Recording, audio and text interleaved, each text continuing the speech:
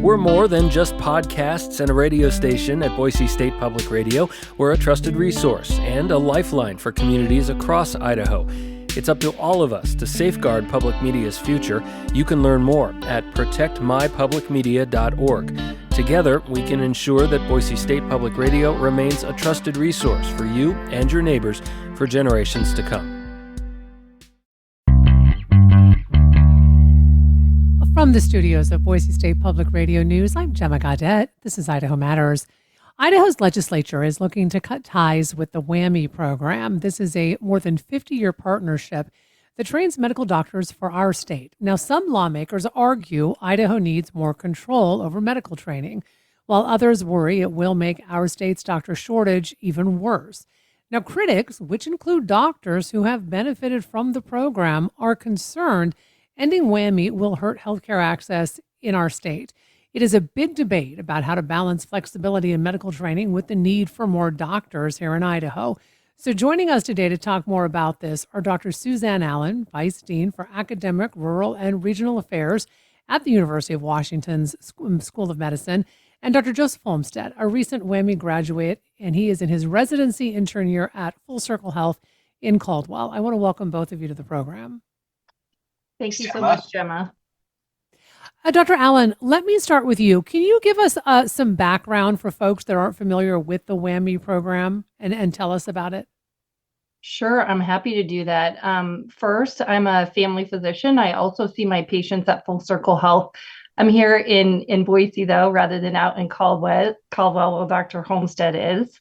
The WWAMI program, I feel like, is great for the state of Idaho. It really allows our students to do their classroom phase of medical school at the University of Idaho up in Moscow, where they are exposed to what it's like to work in small communities where we need physicians to be. It then allows them to complete their clinical training at locations across the state of Idaho, but also in other areas across the 5-state WWAMI region, which stands for Washington, Wyoming, Alaska, Montana, and Idaho. So for our students, they can see what it's like to work at a level 1 trauma center in Seattle. They can experience what it's like to be in an off-road location up somewhere in Alaska. They can be here in Boise doing some of their clinical training. They can be over in Rexburg doing some of their clinical training. So it really provides a lot of unique opportunities for our students, which I think helps them to train to be excellent physicians when they return here to the state to practice. And Dr. Allen, over the years, these seats have expanded. There are 40 seats now for Idaho medical students in the WWAMI program. Can you talk to us about how necessary these seats are? But also, the Idaho legislature has approved 50 seats. So why are we currently sitting at 40 and not that 50? Yeah, thanks for that question, Gemma. So when the WWAMI program started here in Idaho, we had 10 students. We were at 20 students in 2013, and with the help of the State Board of Education and the legislature, we were able to expand by 5 students per year so that we were up to 40 students per year in 2016. In the 2022 legislature, there was a bill that passed requiring our students to return to the state after they finish their residency and fellowship training, if they're going to do that. We won't know the results of that. The first students who have a payback requirement won't return to the state at least until 2030. Later, if they go on to do fellowship. As part of that, there was a concurrent resolution 38 from the 22 legislature asking for additional medical students to increase the class size. That request was for 5 additional students in 25 and 5 additional students in 27. And we have agreed to that expansion and are happy to work with our colleagues across the state of Idaho for that. Part of being able to provide those additional medical students clinical training is ensuring that we have additional clerkships. We've been working with clinical partners across the state of Idaho to actually expand the number of clinical training sites we have so that we can continue to provide that high quality education for the additional students when we accept them. Dr. Homestead, let me bring you into the conversation. The WWAMI program is really unique here in the United States for its Hmm. model of providing public school education across multiple partner states, as Dr. Allen Yeah. pointed out. I'm curious about the value that you saw in this training being an Idaho student who participated in the Yeah. WWAMI program. So thanks for that, Gemma. And I fully support the WWAMI program. This program is truly unique, just as you said, in the context of the United States and the world. Um, the fact that we as Idaho students basically have 40 dedicated seats at the University of Washington in the WWAMI program is really an incredible opportunity. So my experience in the WWAMI program, I knew from the start that I wanted to go into family medicine, and the University of Washington is ranked number 1 for primary care in the United States. And it's the only institution besides Harvard itself that is ranked consistently in the top 10 for primary care and for research. So here we have access to one of the premier medical institutions in the world. And me knowing I wanted to go into primary care, I was co-president of the family medicine interest group at our campus up at the University of Idaho, and I was able to attend lots of national conferences. And Gemma, it was amazing attending these national conferences to see sort of how envied the WWAMI program is across the nation. At the family medicine national conferences, every year that I would go, we would sweep the board in terms of awards, in terms of the quality of our education, the variety of our education, the types of docs that the WWAMI program produces. And I'll tell you, Gemma, I just recently applied for residency, and I'm in my residency happily now at the Full Circle Health residency and program in Caldwell, which is right next to my hometown of Middleton. Very happy to be here. But I'll tell you what, when I was applying for residency, I had multiple different program directors of residency. They told me, they said, we take our WWAMI applicants, we put them right at the top of the pile. They said these are our first considerations. And having just sat through the process of choosing our next class of residents that coming in, I'll tell you that's true. That our students that come out of the University of Washington, especially the WWAMI program, and especially our Idaho graduates, are very highly valued. And there is no program in the country that's like this. I tell stories to my friends about, going to Petersburg, Alaska, an island out in the southeastern Alaska, and working in a rural hospital out there, seeing fishermen come in with fish hooks in their legs and all sorts of diseases that you would never see anywhere else. And then also working in a level 1 trauma center, just as Dr. Allen was talking about.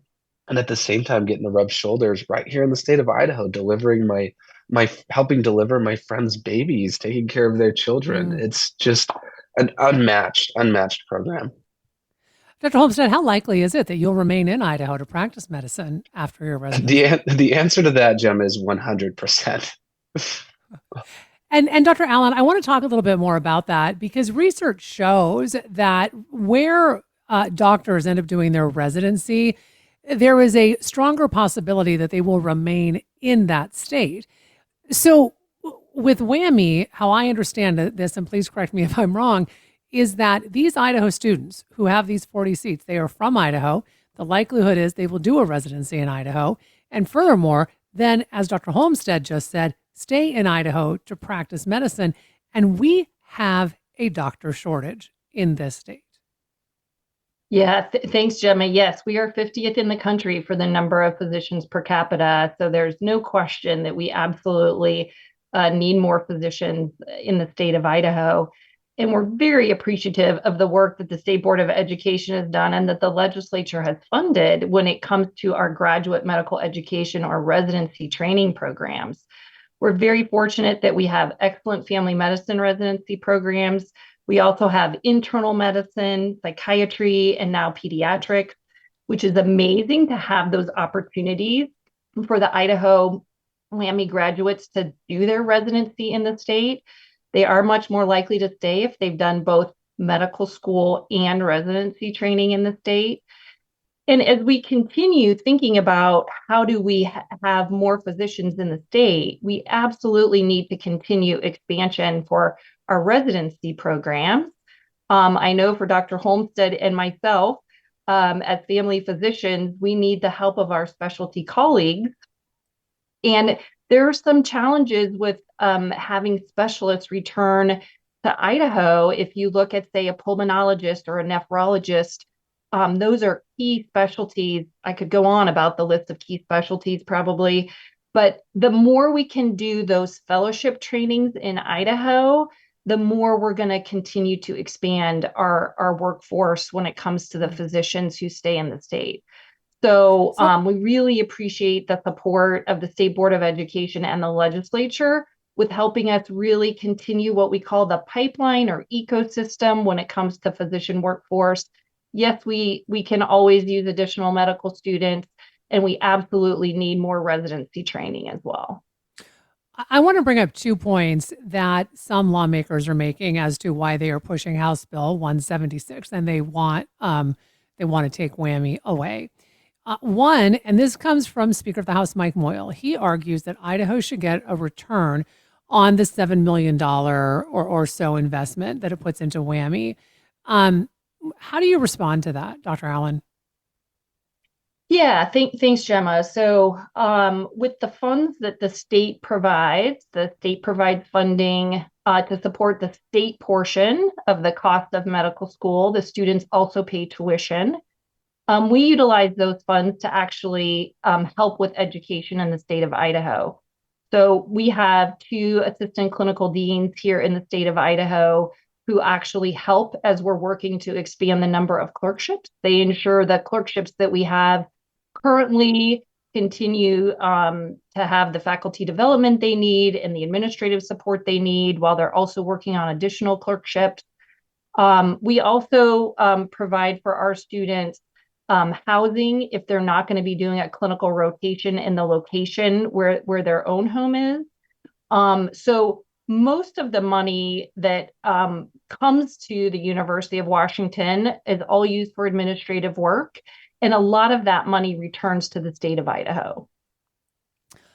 Another issue that House Speaker Mike Moyle has brought up in his argument to get rid of WWAMI is that the University of Washington's medical school has, quote, become too political.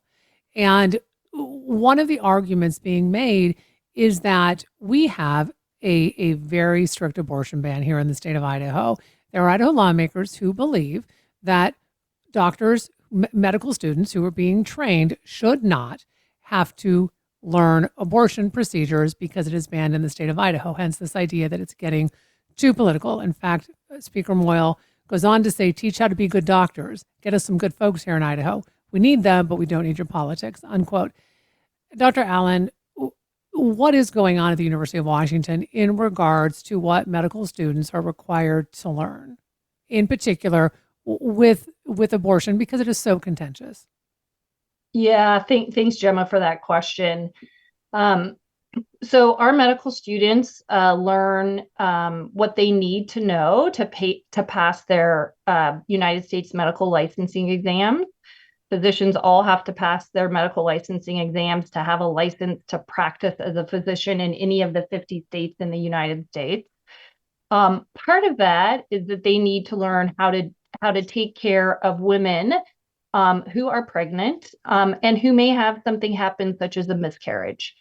So a miscarriage, the medical terminology for a miscarriage is abortion.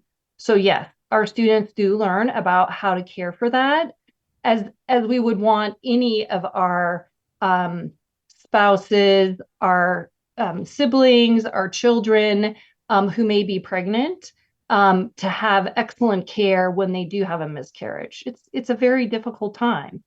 And certainly for any complications of a miscarriage, we want well-trained physicians to be able to care for that. So our students do learn that. They all learn that in the classroom setting so they can pass the first part of their United States medical licensing exam. And then when they're doing a family medicine rotation or an OB rotation, They may encounter women who are experiencing a miscarriage and be able to help care for them, which also helps them as they do the next phase of their medical licensing exams. We do not require students to do elective abortions or learn elective abortions. They do have opportunities if they're interested in learning that, but they are not required to learn that. Dr. Homestead, I'll give you the last. Yeah. Yeah, go ahead. Gemma. Go ahead, Dr. Homestead. I was just going to ask you very quickly before we wrap up, and I would love for you to comment on what you're going to comment on, but if you could, also tell us what you believe the consequences would be of WWAMI disappearing. I mean, you're on the front lines every day. Yes. So just to speak to add to what Dr. Allen was saying, having just recently experienced the WWAMI program and being a first-year medical student in 2020 and ostensibly, the most vulnerable phase of my career and sort of the height of the feelings surrounding political matters, I would say, at UW. I feel like I can confidently say that sentiment is completely overblown, and that having been there, I just want to, one of the points that I wanted to make was that most of us, when we show up to medical school, we are fully formed adults. Our average age of our class was probably 25. Many of us have experienced multiple years working in the workforce. We have college degrees, and many of us are from rural communities with conservative backgrounds. And, our time at UW, especially at the University of Idaho, we're pretty insulated from the politics of UW. And the second point that I want to make is that the education that we get is that I got, having spoken with my friends at the University of Utah, and and UT Southwestern in Texas and Kansas and Oklahoma and all across the country, is that we all get essentially the same education in terms of exactly what Dr. Allen said, in terms of learning the overview of these very important topics that we will encounter in the hospitals and the emergency rooms. We were not required at any point to participate in or learn elective abortion. So just wanted to make that point really clear, and just the fact that this, the whole idea of indoctrination is a little silly. The second, and to your point, Jim, I really appreciate you allowing me to speak about this, because I truly think that if we were to try and go a different direction with the WWAMI program as has been proposed, it would not only decrease the quality of the education that we receive through the WWAMI program, which is one of the premier programs in the United States. It would break our clinical training. And not only that, but would we have decreased quality? We would have decreased quantity. We would have less doctors able to rotate through the state. It would muddy the waters in terms of our clinical training. We would end up doing our clinical rotations elsewhere outside of the state, and ultimately we would get less return on investment as of doctors coming back to the state. We know WWAMI is a proven entity that is sending doctors back to our state, not only to do primary care, but also specialty care, that when they leave the state to go elsewhere to train, which they have to do in order to do specialties such as neurology and general surgery, we still get specialists from the WWAMI program coming back. It is a proven program. It is an excellent program. And trying to change it the way that it stands to something else will break it. And I think we really all need to get on the same page in terms of a long-term goal, which would be, eventually building a teaching hospital in our state. But that is something that really, really needs to be a cohesive effort between multiple engaged parties for a long-term vision of what needs to happen in this state. I want to thank both of you so much for your time today. We've been talking with Dr. Suzanne Allen, Vice Dean for Academic, Rural, and Regional Affairs at the University of Washington School of Medicine, and Dr. Joseph Homestead, a recent WWAMI graduate in his residency intern year at Full Circle Health in Caldwell. We've been discussing House Bill 176 and the possibility of ending the WWAMI partnership here in the state of Idaho. This is the Idaho Matters podcast. I'm Gemma Gaudet. Each morning, it's a new opportunity, a chance to start fresh. Up First from NPR makes each morning an opportunity to learn and to understand. Choose to join the world every morning with Up First, a podcast that hands you everything going on across the globe and down the street, all in 15 minutes or less. Start your day informed and anew with Up First by subscribing wherever you get your podcasts.